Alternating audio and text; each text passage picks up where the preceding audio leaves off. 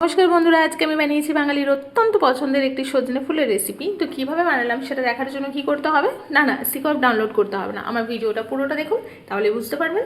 তো চলুন শুরু করি। তো প্রথমেই আমি সজনে ফুলগুলো ভালো করে বেছে নিয়ে জল দিয়ে ধুয়ে পরিষ্কার করে নেব। এবার আমি একটা পাত্রের মধ্যে অল্প একটু নুন আর একটুখানি হলুদ দিয়ে ফুলগুলোকে আমি ভাপিয়ে নেব। এইভাবে ফুলটাকে অল্প একটু ভাপিয়ে নিলে কিন্তু ফুলের যে কষা ভাবটা থাকে সেটা কিন্তু অনেকখানি কমে যাবে।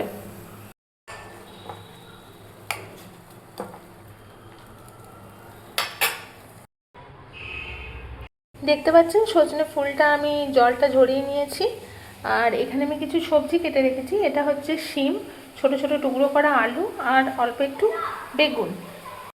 এরপর কড়াই আমি বেশ খানিকটা সর্ষের তেল দিয়ে দেবো। তেলটা আমার গরম হয়ে গেছে, তেলের মধ্যে আমি আলুগুলো দিয়ে দেবো। একটু নাড়াচাড়া করে আমি দিচ্ছি শিমগুলো।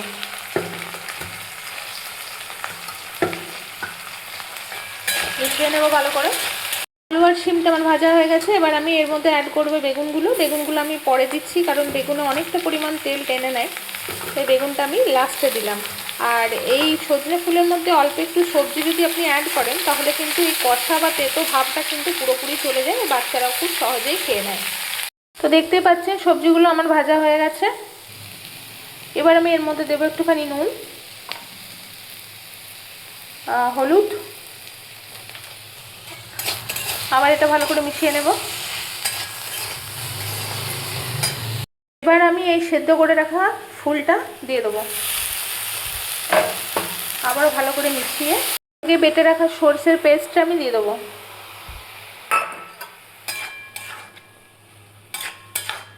করে মিশিয়ে নিয়েছি। এবার আমি দেবো অল্প একটু চিনি। সরষে দেওয়া আছে, বেশিক্ষণ কষাবার দরকার নেই। এরপর আমি দেবো জল। দেখতেই পাচ্ছেন এটা একদম শুকনো শুকনো হয়ে গেছে। এবার একটা পাত্রের মধ্যে আমি তুলে নেব। কিন্তু ভিডিওটি ভালো লাগলে অবশ্যই লাইক করবেন, চ্যানেলটিকে সাবস্ক্রাইব করে দেবেন। দেখা হচ্ছে পরের একটি ভিডিওতে। এখনকার মতো বিদায় নিচ্ছি।